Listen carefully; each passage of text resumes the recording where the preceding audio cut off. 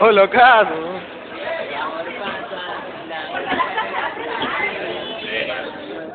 ¿Qué están haciendo acá? Hola. ¿Qué están haciendo acá? ¿Ya terminó tu clase también? No, Peque, ¿qué va a hacer?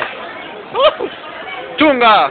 A ver, para la cámara, ¿qué pasó? Gente, ¿qué pasó? Que la gente para atrás. Estamos en el lugar de los hechos, ¿Reportando? reportando un asesinato.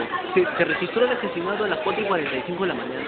No se sabe cómo apareció. El turista Frankie Jamaica, no sé qué mierda, apareció debajo de su cama. Ya. Apareció con 4 cuchillos insertados por el ano. Testigo. Reportando desde el lugar de los hechos, un testigo, acá le vamos a pasar con el empleado. Él al ver que el turista no abrió la puerta, abrió con la llave de servicio. A ver, usted reportó el asesinato, ¿no? A ver, cuéntenos su versión, por favor.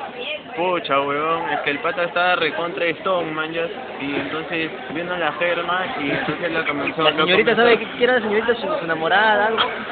No, era una puta, brother, que salían del Scarlet, man. Ah, ya, siempre viene el turista. ¿Has visto cómo era fue? Sí, yo lo traje, este weón. Ah, ¿tú qué eras? ¿El taxista? ¿Cómo lo trajiste? No, es que, puta, yo los traigo a los turistas acá al Scarlet y después les robo. Ah, ya, que ¿tú sabías? Es que te veo que se llevó la algo otra. raro, entonces, ¿quién piensa que fue el homicida? Yo creo que fue el holandés. El holandés, ¿y por qué? ¿Notaste algo extraño en su mirada, algo? Puta, no sé, creo que la tenía chiquita, brother, y la puta se comenzó a caer de risa, man. Y esa bala le llegó al punto, Y ustedes necesitó, la puta hizo algo para que le crezca, porque por ahí aparecieron